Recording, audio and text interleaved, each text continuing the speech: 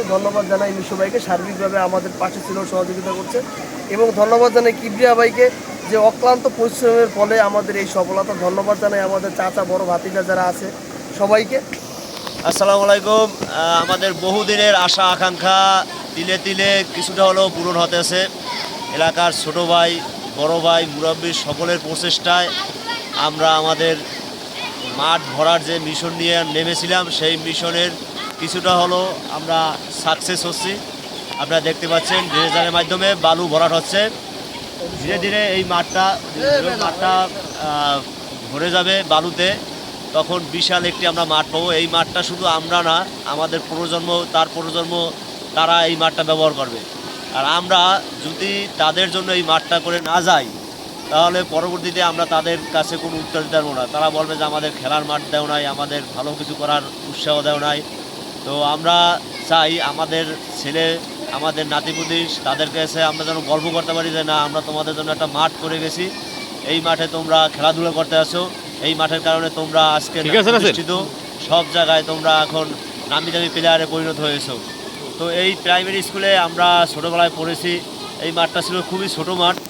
তো পাশে কিছু ভবন ছিল, ভবনগুলো ভাঙার কারণে একটু বড় হয়েছে। তা যেহেতু এই মাঠটা একটা সরকারি একটা পুকুর ছিল, এই পুকুরটা ভরার কারণে আমরা বড় একটা মাঠ পাচ্ছি।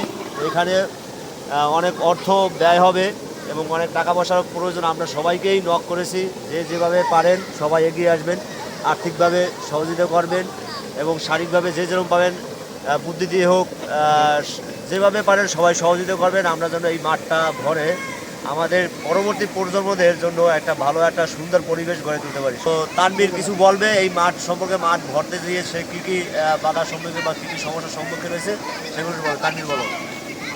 আসছে। আসসালামু আলাইকুম। আপনারা সবাই অবগত আছেন যে খাজিরা সরকারি প্রাথমিক বিদ্যালয়ের পূর্ব পাশে আমাদের যে পুকুরটি আছে, এই পুকুর সহকারে এই বিদ্যালয়টি মোট সম্পত্তির পরিমাণ হচ্ছে 1 একর 72। 1 একর 72। তো এই 72 সম্পত্তির হচ্ছে আমাদের এর একটা অংশ হচ্ছে আমাদের এই পুকুর। তো এই পুকুর নিয়ে দীর্ঘদিন 8 বছর যাবৎ আমরা নানানভাবে চেষ্টা করছি। কিছু আইনি জটিলতা ও সার্বিকভাবে কিছু ঝামেলার কারণে আমরা এটা বাস্তবায়ন করতে পারি নাই। কিন্তু অনেক চেষ্টার ফলে ধৈর্যের কারণে ফল ভালো হয়, অনেক চেষ্টা করে। তো এরপরে আমরা নানানভাবে উপজেলা নির্বাহীর কাছে আমরা অ্যাপ্লিকেশন করার পরে আমরা এই অনুমতি পেয়েছি। আমরা ধন্যবাদ জানাই যে সার্বিকভাবে যত বড় ভাই আছে আমাদের কাছে, আমাদের পাশে যারা ছিল, সহযোগিতা করছে। ধন্যবাদ জানাই মিশু ভাইকে, সার্বিকভাবে আমাদের পাশে ছিল, সহযোগিতা করছে। এবং ধন্যবাদ জানাই কিবরিয়া ভাইকে, যে অক্লান্ত পরিশ্রমের ফলে আমাদের এই সফলতা। ধন্যবাদ জানাই আমাদের চাচা, বড় ভাতিজা যারা আছে সবাইকে। আমি চাই যে আপনারা যারা এই লাইভটি বা এই ভিডিওটি দেখছেন, আপনারা সামনে আরও এগিয়ে আসুন। আমরা খাজুরিয়াবাসী আমাদের খাজুরিয়াবাসীর একটা মাঠ দরকার, এটাই আমাদের মূল উদ্দেশ্য। আমরা কোনো হিংসা বিভেদ এগুলো কিছুই চাই না। আমরা চাই গ্রামের যে কোনো প্রান্তে একটা মাঠ হোক, একটা হোক, দুইটা হোক, আমরা মাঠ চাই।